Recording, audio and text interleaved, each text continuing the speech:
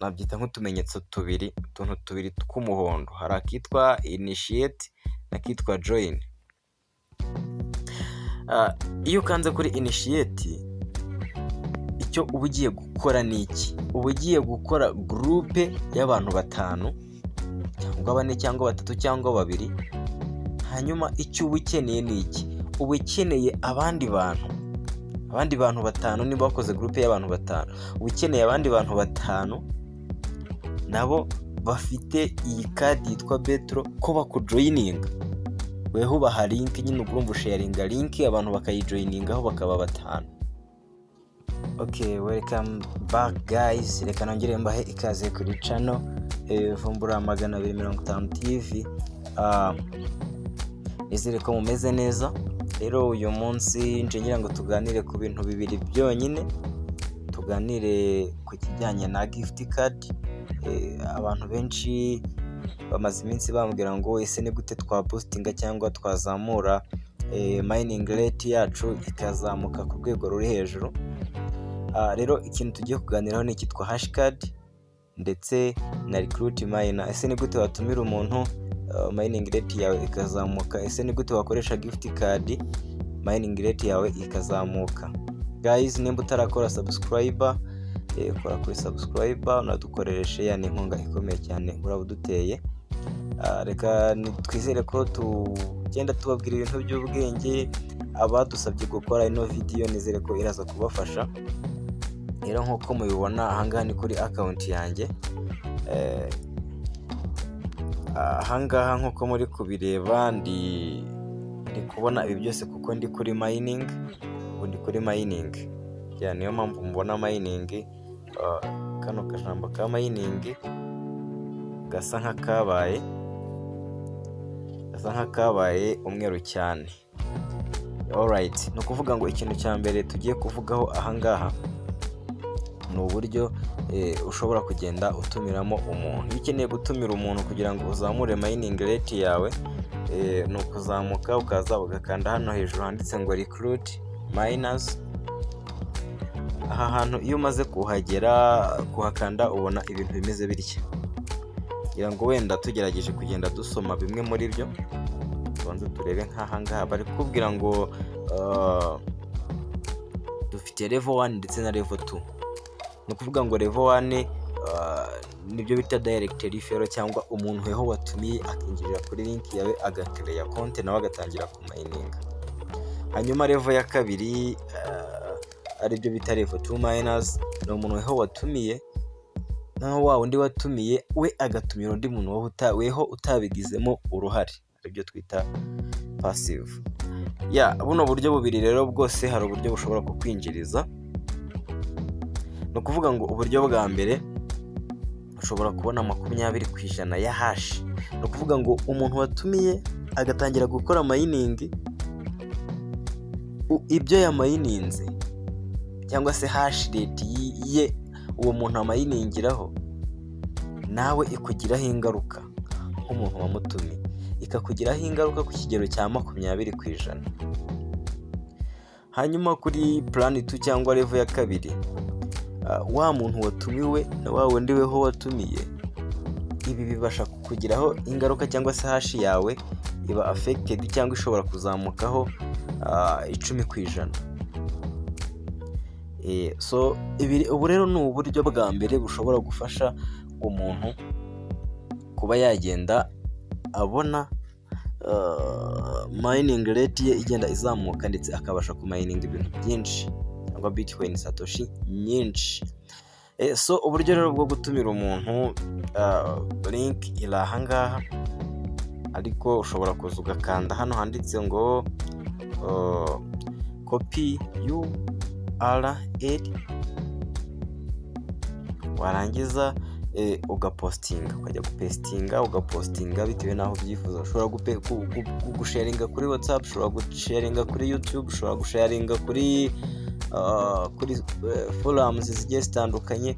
Ahantu hose uzihahurira abantu ushobora kuhabona abantu bajoyininga iyi platform yo kumininga Bitcoin Satoshi. Bibutsa ko agaciro ka Bitcoin Satoshi ubu ngubu basa nk'abagatangaje nubwo bitarashyirwa mu bikorwa, ariko ndagira ngo mbibutse ko bavuze ko agaciro ka Bitcoin Satoshi imwe, kambivuge mu cyongereza kugira ngo byumve, the equivalent and functionality of Bitcoin Satoshi is equal to the Ethereum. Ni ukuvuga ngo agaciro n'imikorere bya Bitcoin Satoshi byose bizaba bingana n'ibya Ethereum. Ubwo nimba ukeneye kubimenya ujye kuri Google cyangwa kuri Coin Market Cap urebe uko agaciro ka Ethereum gahagaze, kugira ngo umenye ese ino Bitcoin Satoshi izasohoka ihagaze gute. Ibyo bigutere motivation, bitume usharinga iyi link, ugende ubona abantu bagenda bagugrowinga kugira ngo mining rate yawe yiyongere, umininge Bitcoin Satoshi nyinshi. Reka twigarukire rero hano.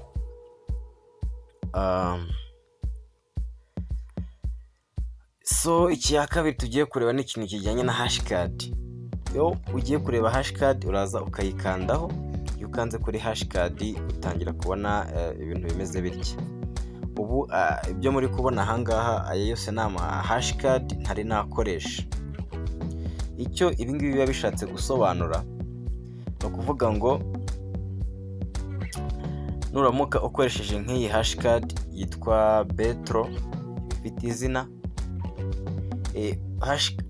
mining hash yawe irazamukaho 1k cyangwa se 1000, aribyo bingana na 5%. So nukoresha nk'iyi ngiyi baza mining rate yawe mining hash yawe irazamukaho 4k, hanyuma mining rate yawe yongereho 10%. Ushobora kwibaza uti se iyi hashcard nayikoresha gute? Wenda reka dufate urugero nko kuri iyi ya mbere yitwa Betro. Muri kugenda mubona ko ifite nabyita nk'utumenyetso tubiri, utuntu tubiri tw'umuhondo. Hari akitwa initiate n'akitwa join. Iyo ukanze kuri initiate, icyo uba ugiye gukora ni iki? Uba ugiye gukora groupe y'abantu 5 cyangwa 4 cyangwa 3 cyangwa 2. Hanyuma icyo uba ukeneye ni iki? Uba ukeneye abandi bantu 5. Niba wakoze groupe y'abantu 5, uba ukeneye abandi bantu 5 nabo bafite iyi card yitwa Betro ko bakujoininga. Weho ubaha link nyine, ugomba usharinga link abantu bakayijoiningaho bakaba 5. Iyo abantu 5 barangiye, mbese ka groupe wafonze kuzuye, uhita ukanda submit, ugahita wakira iyi 1k na rate ikazamukaho 5%. Hanyuma n'aba bantu bose 5 bagiye muri ka groupe kawe nabo bikabagendekera nk'uko bikugendekeye. Icyo gihe ni igihe uba wakanze aha hantu bita initiate. Yaka wenda tubipratique nk'ubu nkanze initiate, muri kubona ko nshobora kuba nakora groupe y'abantu 2, groupe y'abantu 3, groupe y'abantu 4 cyangwa se groupe y'abantu 5. Mpitamo nimba mpisemo 5 irahita iba umuhondo, ndangiza mite nkanda hano handitse initiate. Bahita bambwira ngo hashcard exchange initiate successful, mite nkanda close. Ngaruka uri kubona ko ya hashcard yanjye yitwa Betro tayari yamaje gufunguka. Urabona uwa mbere wagiyeho ni initiator cyangwa se ngiye wakoze aka groupe. Ubwo nkeneye abandi bantu 1, 2, 3, 4 ko bajoininga kugira ngo ibyo banyemereye ko biri buze nk'inyungu kuri ngewe mbibona, ndetse n'abangiriyeho bakabibona. Hanyuma uburyo ubigenza iyo urangije gukora aka groupe kaba gafite link nukuza gakanda hano handitse copy, bagahita bakubwira ngo copy this successful, you can now share it with your friends.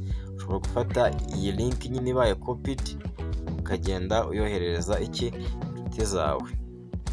Ubwo ni uburyo rero bwo gukoresha iyi hashcard. Hari ubundi buryo bwa kabiri, wenda reka tujye kuri iya kabiri. Reka manze mbabwire ubundi buryo bwa kabiri kugira ngo dukomeze. Uburyo bwa kabiri, reka nkoresha wenda iyi karita yindi yitwa anti-card. Ifite initiate ikagira na join. Ntabwo ngiye gukoresha initiate nkuko turi kubikora mu kanya, ahubwo reka nkoreshe join. Iyo ukanze kuri join ni ukuvuga ngo hari undi muntu uba wakiriyetinze akagurupe runaka, uwo muntu ntabwo aba ari weho, ariko ushobora gufata link yatanze ukaza ukayipestingamo hano, ukayipestingamo link ikazamo, ugakanda ahanditse confirm. Ukanda hano handitse confirm.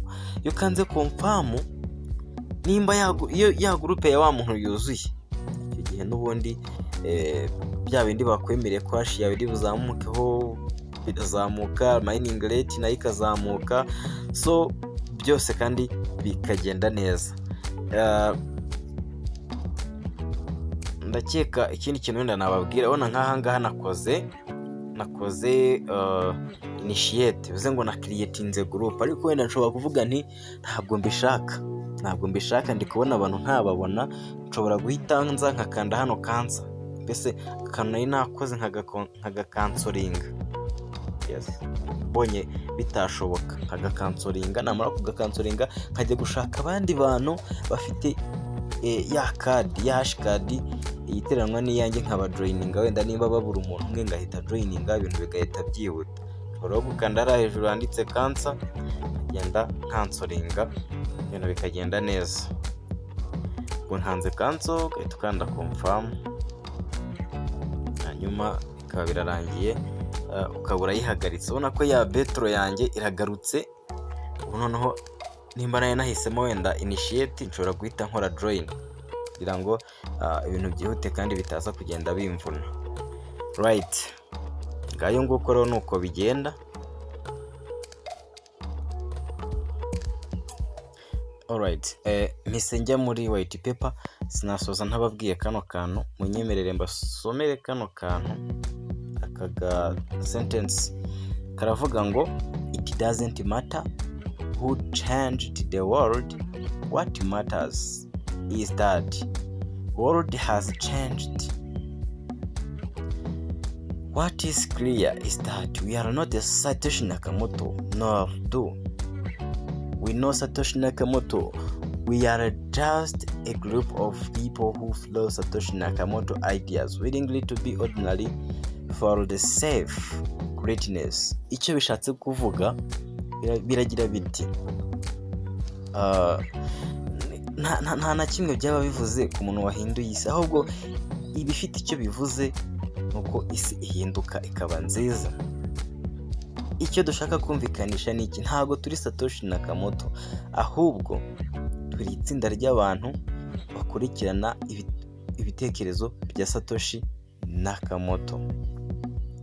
So umuntu uhindura isi ntago ari ngombwa ngo yivuge izina, avuge ibigwi bye. Icy'ingenzi nuko isi ihinduka kandi ikagira ubuzima bwiza, igahinduka neza ntihinduke nabi. So mwakoze rero kuwatchinga iyi video yacu, mbibutsa ko next time tuzavuga ku bindi bintu birimo na gift card. Mwibuke kuduha subscribe, like na share, turabakunda cyane. Ciao ciao.